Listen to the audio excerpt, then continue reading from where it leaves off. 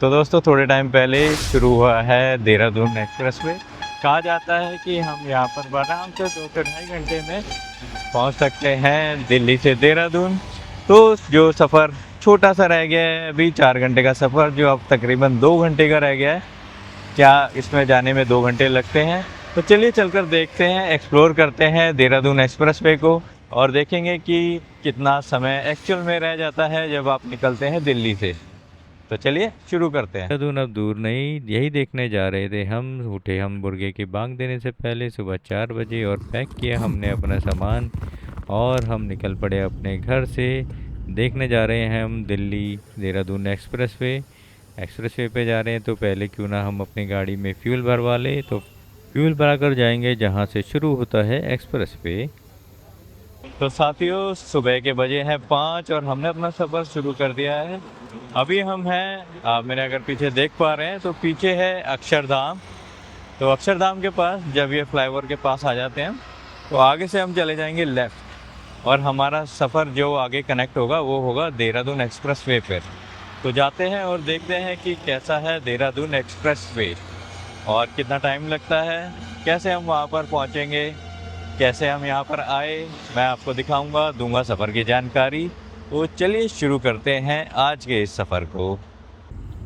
तो साथियों 210 किलोमीटर का ये सफ़र जो कि शुरू होता है अक्षरधाम से, 6 लेन का हाईवे। कहा जाता है कि पहले दिल्ली से देहरादून जाने में लगते थे तकरीबन 6 घंटे, जो कि अब मात्र 210 किलोमीटर का हो गया है और अब उसमें टाइम लगता है तकरीबन 2.5 से 3 घंटे। तो चलिए देखते हैं कि जब हम बढ़ते हैं आगे तो हम क्या क्या देखते हैं रास्ते में। दोस्तों 15 मिनट चले थे हम अक्षरधाम से और क्या देखते हैं कि आ गया है हमारा पहला टोल। ये है पहला टोल प्लाज़ा जो कि अक्षरधाम के बाद आता है लगभग 15 मिनट के सफ़र के बाद। और जब हम जाते हैं तो क्या देखते हैं कि अभी यहाँ पर सिर्फ एक ही लाइन जो है ऑपरेशनल है। मेरे ख्याल से ये फ्री है, अभी बिना किसी रोक टोक के हम निकल गए हैं। अलग से एक्सप्रेस पर हम चलते जा रहे हैं। टोल पार करने के बाद अभी हम 10-15 मिनट चल चुके हैं। तो चलते चलते आप देख रहे हैं कि रास्ता जो है अभी तक काफी एलिवेटेड ही है, बीच बीच में नीचे शहर में जाता है, चला जाता है। तो अभी तक हम यहाँ देखते आ रहे हैं ना, पूरे रास्ते में अभी ये दोनों तरफ बैरिकेड ही दिखाई देंगे काफी देर तक। अभी टोली की सिटी का गड्ढा है तो थोड़ी जगह है, तो नीचे से थोड़ा डाइवर्ट हुआ था और उसके बाद अब आगे चले तो अभी तक पूरी बैरिकेडिंग दिख रही है। पूरा एलिवेटेड रोड है, ये वो मेन रोड से ऊपर जा रहे हैं। हम भी आराम से 80-90 की स्पीड बरकरार रखते हुए चलते हुए जा रहे हैं। बहुत जल्दी नहीं जाएंगे, धीरे धीरे कर पाते जाएंगे, देखेंगे कि रास्ते में कुछ खाने को मिलता है, रेस्टोरेंट वगैरह कहाँ पर है भी या नहीं, ये सब देखेंगे जानकारी।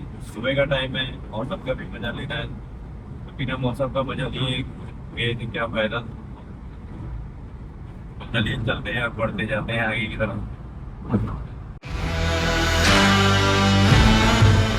तो दोस्तों दूसरा टोल पार कर लिया था। पार करते ही धीरे धीरे जैसे ही आगे बढ़ने लगे तो हमें दिखाई देने लगे दोनों तरफ खेत दिखाई देते हैं।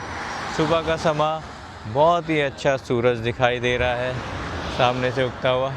और आगे हम देखते हैं तो दिखाई देता है कि मुजफ्फरनगर यहाँ से रह जाता है 80 किलोमीटर और शामली है यहाँ से 49 किलोमीटर।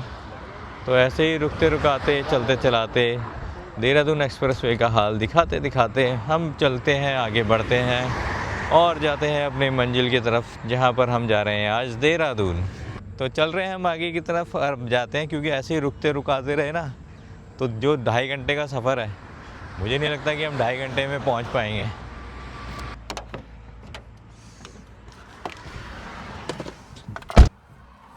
चलो भाई चलते हैं। बहुत अच्छी फोटो वोटो खींची हुई थी,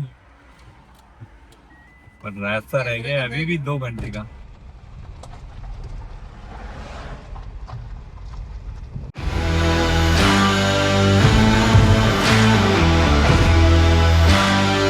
तो तकरीबन 90 किलोमीटर हम अभी तक चल चुके हैं। दिल्ली से हमने स्टार्ट किया था, दिल्ली के बॉर्डर से, और अभी हम पहुंच गए हैं जहां पर। तो ये है सामने शामली इलाका, जहाँ पर हमें खेत दिखाई देते हैं, चारों तरफ हरियाली दिखाई देती है।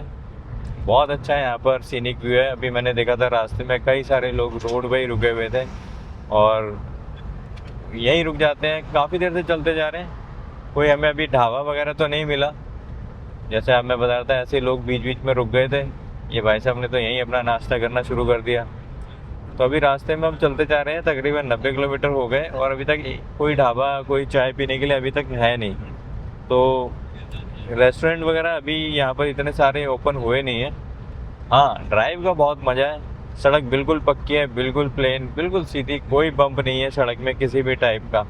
आप चलते चले जाते हैं एक ही स्पीड पे और बिल्कुल मक्खन की तरह रोड आपके टायरों को भी बिल्कुल कोई दुख नहीं देती है। बहुत अच्छा ड्राइव का एक्सपीरियंस है अभी तक का। और चलते चलते अभी तक 2 टोल आए हैं, 2 में से एक तो एक्टिव था और एक एक्टिव नहीं था। बीच बीच में ऐसे दिख जाते हैं कि जहाँ पर लिखा होता है रेस्टोरेंट सर्विस एरिया, पर अभी बनना शुरू हुआ है। आप देखेंगे जैसे कि वो जो आपको सामने दिखाई दे रहा है अभी, ये अभी निर्माणाधीन है, कंस्ट्रक्शन में है अभी इसको चालू होने में कितना टाइम लगेगा ऐसे अंदाजे से तो नहीं बता सकते। दोनों तरफ अभी बन गया है, रोड के इस तरफ भी बन रहा है, रोड के दूसरी दाएं तरफ आप देखेंगे तो यहाँ पर भी बना हुआ है। जिंजर चाय के स्टॉल मैंने 2-3 जगह देखे, कुछ खुले हुए थे, कुछ बंद थे। हमने अपनी स्पीड मेंटेन की है कि हम जा रहे हैं 80 किलोमीटर में। बीच बीच में हम रुक भी जाते हैं ताकि नज़ारों का भी मज़ा लेते लेते जाएं। और अभी तक का जो रास्ता था बिल्कुल खेतों के बीच से ही जा रहा है। अभी हम हैं जून के महीने में, तो सर्दियों में कैसा होगा एक बार कभी सर्दियों में भी आएंगे, देखेंगे, क्योंकि सर्दियों में मुझे लगता है कि कोहरा तो यहाँ ज़रूर लगता होगा। तो चलिए चलते हैं। तो दोस्तों रेस्टोरेंट सर्विस एरिया आ चुका है। देखते हैं कि अभी ये ओपन है या नहीं, क्योंकि काफ़ी गाड़ियाँ दिखाई दे रही हैं यहाँ। चलो चलते हैं। तो साथियों तकरीबन 1.5 घंटा चलने के बाद 100 किलोमीटर हम पार कर चुके थे 106 किलोमीटर पर, और हमें दिखाई दिया रेस्ट रूम वगैरह जहाँ पर हम आए रुके। तो अभी ये धीरे धीरे ऑपरेशनल होने लगा है। आप देखेंगे यहाँ पर तो आप बाहर चाय पी सकते हैं। वहाँ पर आप देख रहे हैं कि चाय का स्टॉल लगा हुआ है, ओपन एरिया। और उसके अलावा मैंने सामने गया था तो वहाँ पर गन्ने का जूस वगैरह लोग पी रहे थे। और धीरे धीरे ये रेस्टोरेंट भी अभी ओपन हो गया है यहाँ पर। और आप देखेंगे तो पीछे दूर तक अभी वहाँ पर कंस्ट्रक्शन का काम अभी शुरू है, यहाँ पर भी कंस्ट्रक्शन का काम चल ही रहा है। तो आने वाले टाइम में यहाँ पर बहुत सारे रेस्टोरेंट वगैरह आपको दिखाई दे जाएंगे। अभी बहुत सारे इतने सारे रेस्टोरेंट वगैरह तो नहीं है। अभी मैं गया था यहाँ पर तो वॉशरूम तो है आपके पास उपलब्ध, ठीक ठाक है, बहुत ज़्यादा अच्छा भी नहीं है, बहुत ज़्यादा ख़राब भी नहीं है, ऑपरेशनल है आपको। और अभी मैं गया था थोड़े आगे जैन शिकंजी के पास, तो जैन शिकंजी का भी अभी रेस्टोरेंट बंद है। तो सुबह के टाइम है, सुबह के बज चुके हैं 7, तो 7 बजे भी अभी आप देखिए कितनी चहल पहल है, कितनी गाड़ियाँ यहाँ पर आ चुकी है। और अभी हमने डिसाइड किया हम जाएंगे थोड़ा नाश्ता करेंगे यहाँ पर, देखते हैं कि यहाँ पर खाने में क्या क्या ऑप्शन मौजूद है। तो अरविंद भाई साहब क्या ऑर्डर किया है हमने किए हैं 5 आलू प्याज के पराठे, जो कि एक आलू प्याज के पराठे की रेट है 170 रुपीज़। 170 बहुत महंगा है भाई। हाँ, और हमने करी है साथ में 3 चाय। 3 चाय, चाय कितने की है? चाय है यहाँ पे 40 रुपए की। 40 रुपए की चाय, 15 रुपए वाली चाय दोस्तों यहाँ पे 40 रुपए की मिल रही है। ये इनका मेन्यू है, आप देखेंगे कि लगभग सब कुछ ही उपलब्ध है। खाने की क्वालिटी देख लेते हैं एक बार कि खाने की क्वालिटी कैसी है। तो चलिए इंतजार करते हैं नाश्ते का। सेल्फ सर्विस है, खुद ही जाके लेना पड़ता है। तो दोस्तों चाय फीकी रखना, ठीक है? पराठा 3 चाय साथ में दिया इन्होंने, अचार, थोड़ा सा मक्खन, काफ़ी नहीं है। वो हम गए थे सुखवीर ढाबा और वो अमरीक ढाबे पर, कितना सारा मक्खन देते हैं वो, और यहाँ इनकी क्वालिटी देखो। तो चलो जरा खाते हैं, खा के बताते हैं कि कैसा है। अरविंद जी कैसा है स्वाद?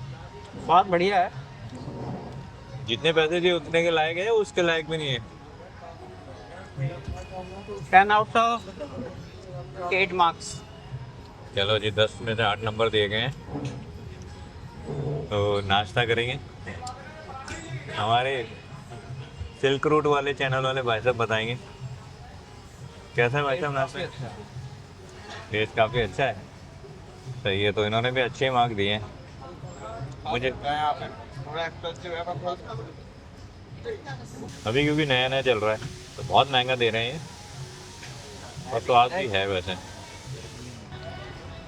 तो भाई साहब पैसे तो इन्होंने लिए हैं, पर आलू भी भर के दिया है। अक्सर अब मैं देखता हूँ ना, आलू खोजना पड़ता है, पर आप Stuffing अच्छी देखेंगे और इसमें स्टफिंग काफ़ी अच्छी की हुई है। बिल्कुल। और चाय भी पी है, चाय का भी स्वाद अच्छा है, एकदम जैसे पका हुआ है ना दूध, बिल्कुल वैसे। कई बार मैंने देखा है कच्ची रह जाती है चाय, जल्दबाजी में फटाफट ऐसी बना के दे देते हैं। कलर देखेंगे आप, कलर देखो चाय का, तो बिल्कुल बढ़िया। बिल्कुल थोड़ा सा पैसे भी कम कर देते तो मुझे और ज़्यादा खुशी होती, पर नाश्ता करके भी दुख नहीं हुआ बिल्कुल भी किसी भी टाइप का। तो नाश्ता करते हैं, नाश्ता करने के बाद आगे चलेंगे। तो दोस्तों लगभग 163 किलोमीटर हम चल चुके हैं, दिल्ली बॉर्डर से शुरू किया था, और अभी हम पहुंच चुके हैं सहारनपुर वाले स्ट्रेस पर, जहाँ पर जैसे ही टोल आया था वैसे ही हमने देखा था कि वहाँ पर रेस्टोरेंट वगैरह था खाने के लिए। रेस्टोरेंट वगैरह भी खुले हुए थे, लोग आके बैठ के चाय वाय पी रहे थे, नाश्ता कर रहे थे, क्योंकि हमने पीछे नाश्ता कर लिया था और बहुत ज़्यादा देर नहीं हुई तो हम वहाँ तो रुके नहीं। और अभी चलते हैं आगे, तो मैं देखता हूँ कि रोड अब थोड़ी उतनी चौड़ी नहीं, थोड़ी नैरो हो गई है, और अभी 30 किलोमीटर पर कॉरिडोर शुरू हो जाएगा जो कि फॉरेस्ट से होते हुए जाता है। 30 किलोमीटर बाद हम वहाँ कॉरिडोर तक पहुँच जाएंगे, और उसके बाद हम लगभग देहरादून पहुँच ही जाएंगे। जो देहरादून एक्सप्रेस वे का जो हमारा सफ़र है लगभग वो दिल्ली से देहरादून वाले स्ट्रेच का एंड होने जाएगा। तो बीच बीच में अभी खेत आ जाते हैं, रास्ते आ जाते हैं, कट बने हुए काफ़ी सारे, और मैं अभी तक देख चुका हूँ तो तकरीबन चौथा टोल हमने थोड़ी देर पहले पार किया था।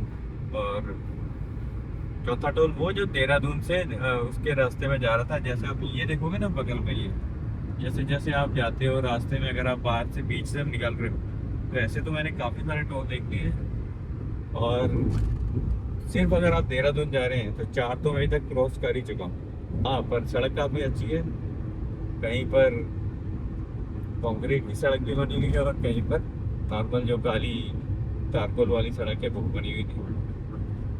और यहाँ पर अब मेरे को बाइक और स्कूटर दिखने भी शुरू हो गए हैं, जो अभी तक थोड़ी देर पहले नहीं दिख रहे थे। 8 बज चुके हैं, थोड़ी धूप भी होने लगी है, अभी बढ़ेंगे यहाँ से आगे। तो दोस्तों 203 किलोमीटर दूरी तय हो चुकी है, और अभी हम हैं राजा जी नेशनल पार्क का जो कॉरिडोर है उसमें। ये पूरा का पूरा एक एलिवेटेड रास्ता अभी का बना हुआ है, जहाँ पर आपको एलिवेटेड रूट के थ्रू पहाड़ों के ऊपर से गुजार दिया जाता है। पूरा का पूरा रास्ता आप देखेंगे दोनों तरफ बैरिकेड लगे हुए हैं, और हमें लगता ही नहीं है कि हम पहाड़ों के बीच में से जा रहे हैं। ऐसा महसूस हो रहा है कि जैसे कि हम अभी शहर में ही चल रहे हों। पर जैसे ही देखता हूँ मैं अपने दाएं बाएं आसपास, तो ये जो ऊंचे ऊंचे पहाड़ जो ऊपर से झांक रहे हैं और हमें बता रहे हैं कि बेटा आ गए हो तुम पहाड़ों की गोद में, तो हम पहुँच चुके हैं राजा जी नेशनल पार्क में। तो ये है एलिवेटेड रोड पूरी की पूरी। आप यहाँ पे देख सकते हैं, यहाँ पर बोर्ड लगे हुए हैं कि आसपास हाथी दिखाई देते हैं। सारा का सारा ये जो रोड है नीचे की तरफ से चल रहा है, जहाँ पर जानवर वगैरह घूम रहे होते हैं, और ये पूरा का पूरा पहाड़ी एरिया है। 15-20 मिनट और उसके बाद हम देहरादून में होंगे। तो साथियों बीच में हमें मौका मिला तो यहाँ पे चौड़ा सा एक स्ट्रेच आया था, जहाँ पर हम रुक गए हैं। लगभग 13 किलोमीटर में ये पूरा का पूरा कॉरिडोर है जो ख़त्म हो जाएगा। और जब मैं आकर यहाँ पर देखता हूँ तो यहाँ पर पूरी की पूरी जो बैरिकेडिंग की गई है, ये ठोस स्टील की बैरिकेडिंग की गई है। यहाँ पर आप पूरा ये ठोस स्ट्रक्चर है, ताकि कोई भी यहाँ से पीछे से कोई जानवर ना आ जाए। और पहाड़ों का समा, तो पहाड़ों की खुशबू तो यहाँ पर आके ही शुरू हो जाती है। बिल्कुल हवा बदल गई है पहाड़ों की ओर। और इसके अलावा मैं क्या देख रहा हूँ भाई साहब कि लोगों ने आके फिर दोबारा बोतलें पाई और रैपर यहाँ पे फेंके हुए। ऐसा ना करिए, पहाड़ों को थोड़ा स्वच्छ रखना चाहिए। स्वच्छ रखेंगे तभी हमारा मन यहाँ पर आकर करेगा बार बार आने का। तो चलिए चलते हैं और अपने सफ़र को आगे बढ़ाते हैं। तो साथियों, अगर आप पहुंच गए टनल पर तो आप लगभग पहुंच ही गए हैं देहरादून। तो देहरादून पहुंचने के साथ ही यहाँ पर मैं अपना वीडियो यहीं पर समाप्त करता हूँ। उम्मीद है आपको मेरा ये वीडियो पसंद आया होगा। अगर आपको ये वीडियो पसंद आए तो प्लीज़ लाइक कीजिए, सब्सक्राइब कीजिए और साथ ही साथ शेयर भी कीजिए हमारे इस वीडियो को, ताकि हमें मोटिवेशन मिलता रहे इसी तरह के और वीडियो आपके साथ लेकर आते रहने का। धन्यवाद।